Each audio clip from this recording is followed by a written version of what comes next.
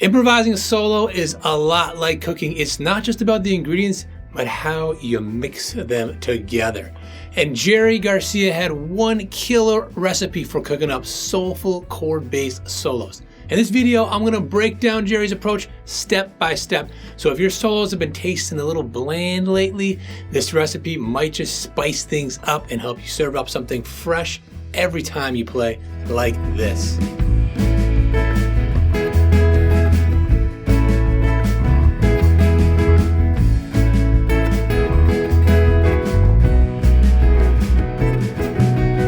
So step number one, we first want to know that we're playing Cassidy, specifically looking at the acoustic version from the Reckoning album, but this applies to electric guitar just as well. So if you're a primary electric player, don't worry about it. This stuff works on electric just as well. And we're actually not going to be looking at the solo. We're going to be looking at just the bridge, because there's some really cool stuff we did with Triads that he did in the solos as well. So I'll show you what he does and how this can work in your solos as well. So the bridge part starts off with A to E, right? So you just play like this, but he plays it up here. So A using the C shape. If you know your K system, here's your C, play like that, move it way up here, and then E using the G shape. But if you got this shape right here, just playing these three. And that is a triad. Tri meaning three. It's just the basic building blocks of chords, the three notes that you need there. And then this one here, just playing these three. So now you have so much smoother, right, than playing just full chords, you know? And then it goes to a B, technically a B7, and this is where he starts to get a lot of movement. So he plays just a regular B triad, so it's like playing this shape right here.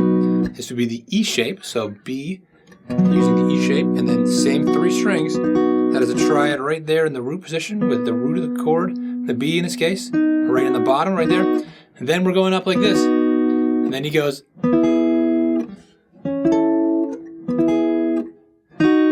then just breaks it apart here. So you've got B, E, A. We've already done these. Back to E, and then breaks it up.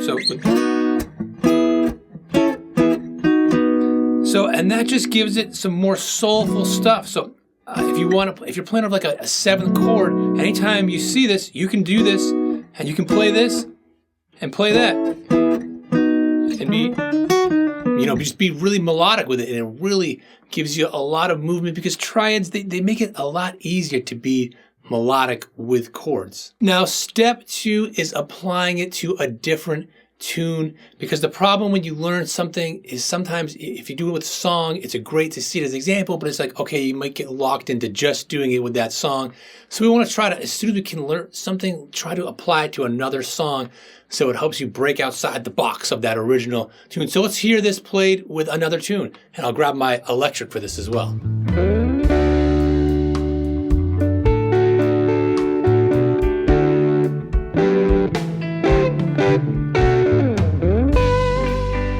So back to the keeping it simple, the acoustic here.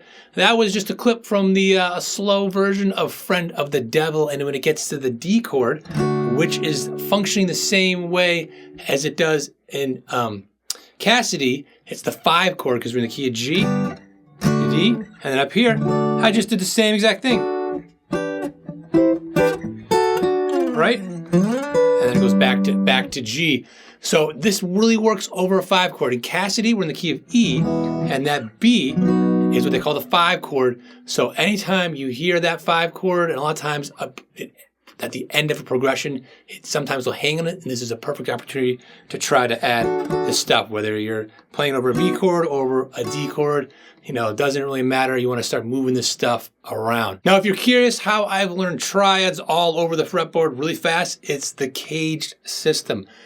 But how can you learn these shapes and triads faster than I did? My free cage cheat sheet will get you there, so just check out the link in the description to just get it right now. So step 3, if you only play these chords the way we've been doing so far, it'll be a little bit limiting. The great thing about triads is that they can also be used as an illusion like this.